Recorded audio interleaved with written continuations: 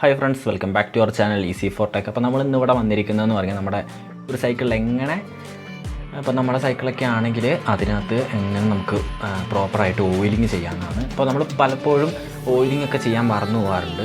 നമ്മളിപ്പോൾ ഓയിലിംഗ് ചെയ്യാത്തതുകൊണ്ട് തന്നെ നമുക്ക് നമ്മുടെ സൈക്കിളിൽ പല പല നോയ്സും കാര്യങ്ങളൊക്കെ അനുഭവപ്പെടും. പിന്നെ അവിടെ കുറച്ച് ടൈറ്റ്നസ് ഒക്കെ അനുഭവപ്പെടും.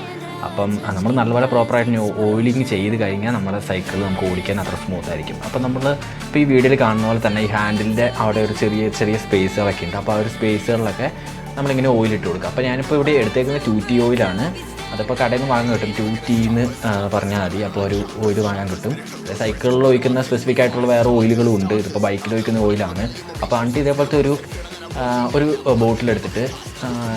ബോട്ടിലെടുത്തിട്ട് അതിനകത്ത് നമ്മൾ ഓയിൽ നിറച്ചിട്ട് ഇങ്ങനത്തെ സ്പേസുകളിലൊക്കെ ഇട്ട് കൊടുക്കുക. അപ്പോൾ നമ്മൾ പെഡലിൻ്റെ ഒക്കെ എവിടെയാണ് ഇടുന്നത്. ഈ പെഡലിൻ്റെ അവിടെ ഇടുമ്പോൾ നമ്മൾ സൈക്കിളൊന്ന് ചെരിച്ച് വെച്ചിട്ട് ഇടുന്നത് വളരെ നല്ലതായിരിക്കും. കാരണം ആ ഒരു പെഡലിൻ്റെ ഉള്ളിലേക്ക് നമുക്ക് ആ ഒരു ഓയിൽ ഇറങ്ങിപ്പോകാനുള്ള ഒരു ചെരിച്ച് വെക്കുകയാണെങ്കിൽ അത് പെട്ടെന്ന് ഇറങ്ങിപ്പോയിട്ട് നല്ലപോലെ സെറ്റായിരിക്കും.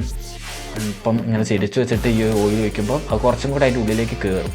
അപ്പോൾ നമുക്ക് നല്ലപോലെ ആ ഒരു ഓയിലായിട്ട് ഉള്ളിൽ ചെല്ലുമ്പം സ്മൂത്തായിട്ട് കിട്ടും. അപ്പോൾ ഇങ്ങനെ ചെയ്ത് കഴിഞ്ഞാൽ നമ്മുടെ പകുതി മുക്കാൽ നോയ്സ് നമുക്ക് മാറ്റാനും പിന്നെ നമ്മുടെ സൈക്കിൾ കുറച്ചും കൂടെ സ്മൂത്താക്കി നമ്മുടെ പഴയതിനേക്കാളും കുറച്ചും കൂടെ സ്മൂത്താക്കിയിട്ട് നമ്മുടെ സൈക്കിളിൽ ഒരു കണ്ടീഷൻ കുറച്ചും കൂടെ സ്മൂത്താക്കാനും പറ്റും.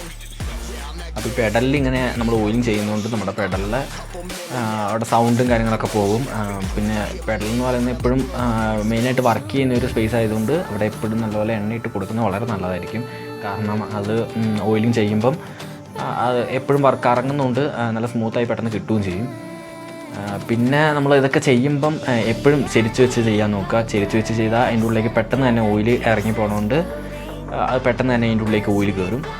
അത് ചെരിച്ച് വെച്ച് ചെയ്തില്ലെങ്കിൽ നമ്മൾ ഒഴിക്കുന്ന ഓയിലൊക്കെ വെറുതെ ഒഴിച്ച് താഴേക്ക് പോകുകയുള്ളൂ. പിന്നെ മെയിനായിട്ട് ചെയ്യേണ്ടത് നമ്മുടെ ഈ ഒരു ആക്സിലിൻ്റെ അവിടെ ഇതിൻ്റെ ഉള്ളിലാണ് നമ്മൾ പിന്നെ മെയിനായിട്ട് ചെയ്യേണ്ടത്. ഇവിടെ നല്ലപോലെ ഒന്ന് ഓയിലിട്ട് കൊടുക്കുക. മെയിനായിട്ടും പ്രോബ്ലംസ് അവിടെ നമ്മൾ വണ്ടി സൈക്കിൾ ഓടിക്കഴിയുമ്പോൾ അതിനകത്ത് കുറച്ച് എന്തെങ്കിലുമൊക്കെ കുടുങ്ങി അതിൻ്റെ ഉള്ളിൽ ജാമായിരിക്കുന്നുണ്ടാവും. ഈ ഓയിൽ ഇട്ട് കൊടുക്കുന്നതുകൊണ്ട് വളരെ നല്ലതാണ്. നമ്മുടെ സൈക്കിൾ കുറച്ചും കൂടെ സ്മൂത്തായി കിട്ടും. അതുകൊണ്ട് ഇവിടെ ഈ ഒരു ഭാഗത്ത് നല്ലപോലെ ഓയിലിട്ട് കൊടുക്കുക. പിന്നെ എന്നും ഓയിൽ ചെയ്യേണ്ട ആവശ്യമില്ല. ഒരു മാസം രണ്ട് ടൈം ഓയിൽ ചെയ്താൽ മതി.